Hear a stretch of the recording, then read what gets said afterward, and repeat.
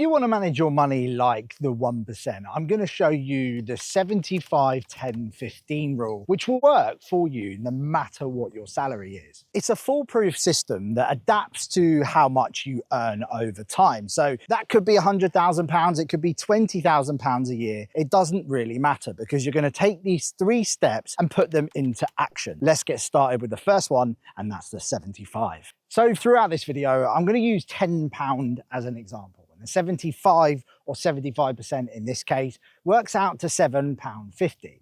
And this is literally going on buying things. So housing, vacations, food for your dog, whatever that might well be, drinks down the pub, it's going on all of the things that you might buy. Now, I just want to say, don't let this derail you. If you're spending less than 75% of your income, then you're absolutely smashing it. But if you're not, and you're likely not because most of us aren't, then you can work towards this. So don't let it derail you. It's something which you can work towards. Now, there's 2 key parts of this 75% which you can control. And the first one is seek cheaper alternatives. Are you going to Waitrose when you could go to Aldi? Are you buying the organic hummus when the normal one will do?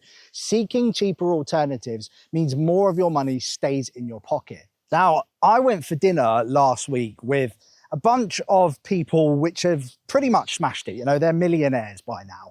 And what struck me was something which actually blew my mind. When it came to paying for the bill, they literally counted absolutely everything that they had, right down to the last penny. And I know that might grate and weird out some of you people, which is just like, just share the bill, it's so much easier.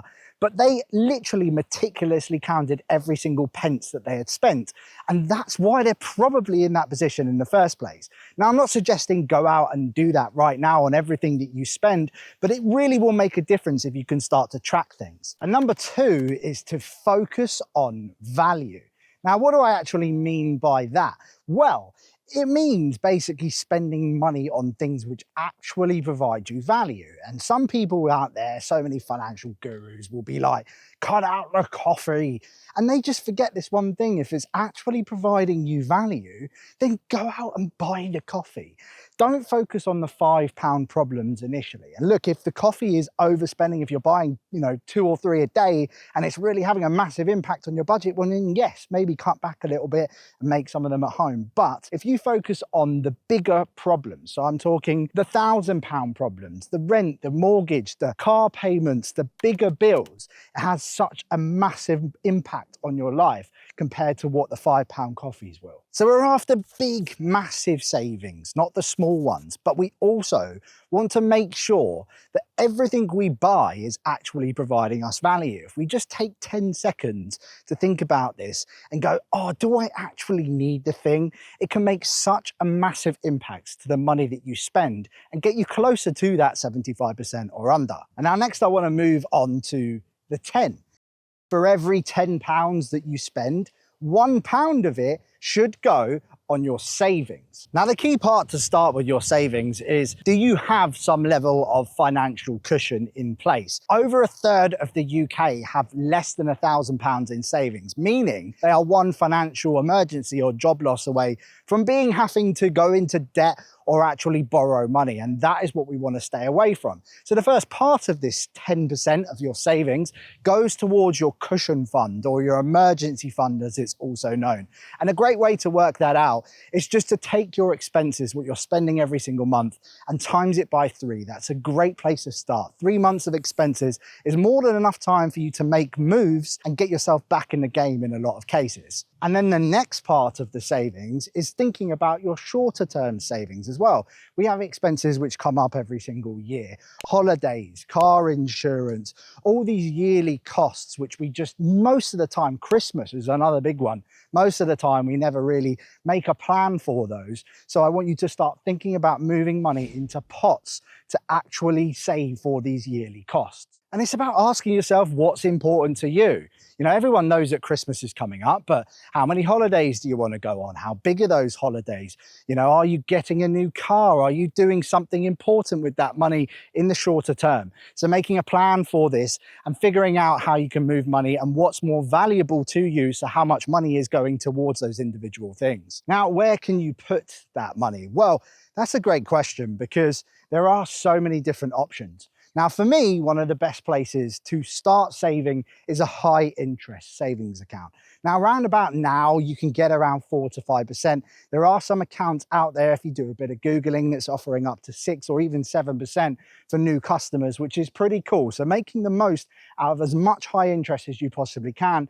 And then you can also look at cash ISAs. Now, cash ISAs for me are great for my emergency fund because I don't want to pay tax on my personal savings. So shorter term savings into higher interest savings accounts and longer term savings, so things like your emergency fund, put them into cash ISAs so you don't pay any tax on the interest that you earn. And it is about being a bit smart. And sometimes, yes, if you can get a couple percent elsewhere, it's going to make a massive, massive difference. There's over 220 billion pounds currently sitting in current accounts, earning nothing or just a very small amount of interest. So you need to come out of this mindset of hoarding your money and start thinking in a growth way. So how can we accumulate our wealth? And often it's just a really simple 5 minutes setting up an account and moving that money over. Now, let's move on to the next one, which is the 15. And guess what that is? It is investing your money. So the 15% or £1.50 of our £10 is going towards our investments.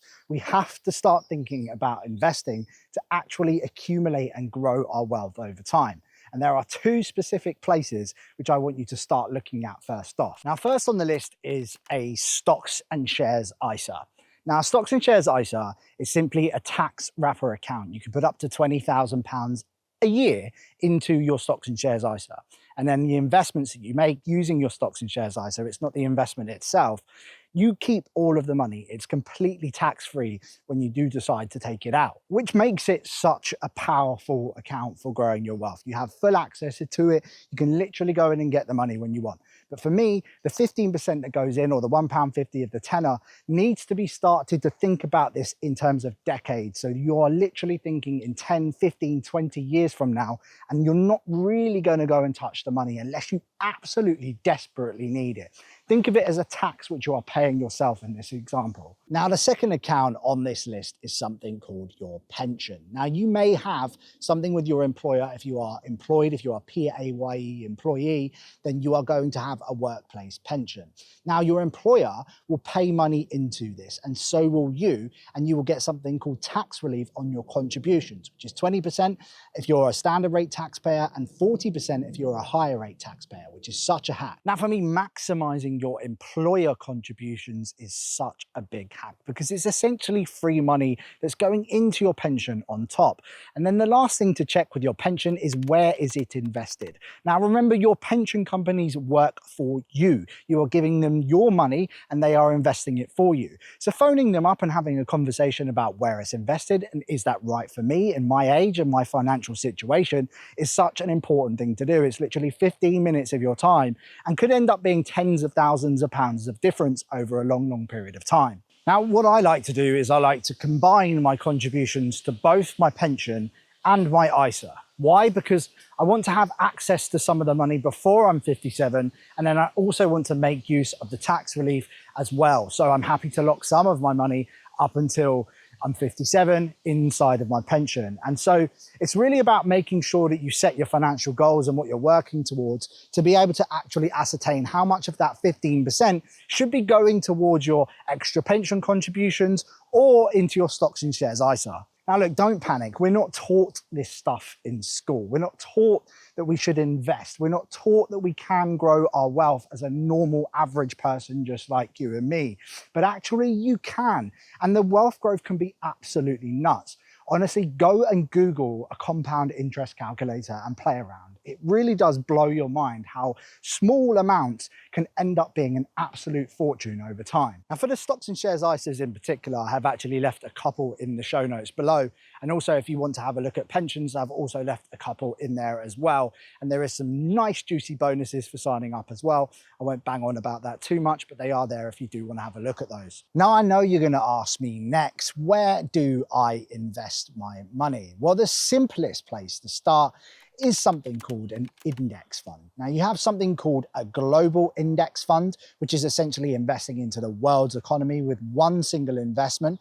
Then you have something called country-specific index funds. So you've probably heard of the S&P 500, which is the 500 largest companies in the USA. That's Apple, Microsoft, Tesla, those types of companies. And then you also have famous ones in the UK, like the FTSE 100 or the FTSE 250, which is simply the top 100 companies in the FTSE 100 and the next 250 companies in the FTSE 250. Now, why do I suggest index funds? And simply put, they are actually very difficult to beat, especially in the case of the S&P 500 or the global. So that means if you're trying to beat it by investing into individual stocks, which is a lot harder and a lot more risky, whereas with an index fund, you are literally just buying the best businesses on the planet. So it's a very good place to begin and do throughout the rest of your investing career. Now, these funds have returned roughly, depending on the fund, around about 8 to 10% on average a year. But this is over a number of years, so 10 years or more by looking at those numbers. So you do have to be in it for the long term,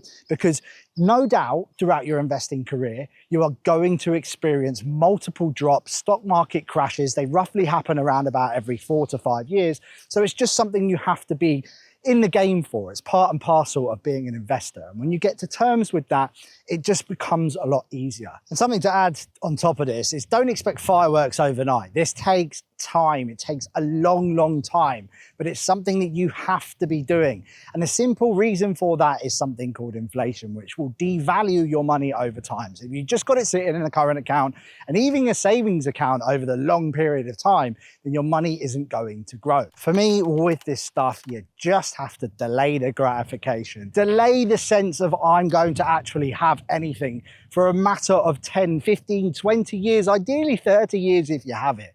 But honestly, it really does work. So set this up, and if you're not there yet, if you're nowhere near the 75, 10, 15, then that is absolutely fine. It's something for you to work towards, as long as you have some money going into your savings and some money going into your investments. Not either or, both of them are equally important, and making sure that you are doing that as soon as possible will make a massive, massive difference later on. Now guys, because investing is such a big topic, and I'm sure you guys are going to want to learn a little bit more about that, especially if you're just coming across me for the first time. So honestly, I think the best video to follow on from this is my Investing for Beginners video, which is coming up right there. And I hope you've enjoyed this one. Remember that there are some accounts down in the description below, which can get you started with a stocks and shares ISA and a pension as well. And I will catch you guys on the next one. Peace.